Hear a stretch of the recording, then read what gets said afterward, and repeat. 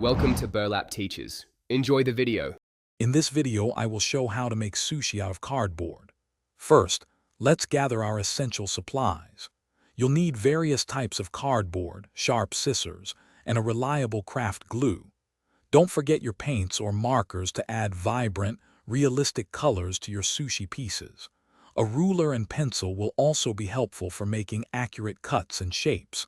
Having these items ready will make the crafting process smooth and enjoyable. Now let's create the foundation, the rice base.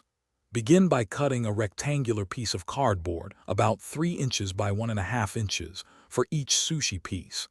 Gently round the corners to give it a softer, more natural appearance, mimicking real sushi rice. Next, paint this piece white or a light off-white color. You can even dab it with a sponge to add a subtle, rice-like texture, making it look more authentic. With our rice base ready, it's time for the delicious toppings. Cut thin, dark strips of cardboard to represent nori, the seaweed wrap. Then, shape smaller pieces of cardboard into various forms for your fish or vegetable toppings. Think about salmon, tuna, or avocado shapes. Use your paints or markers to color these pieces appropriately, adding details like orange stripes for salmon or green for cucumber. Be creative with your designs. Finally, let's bring all the elements together.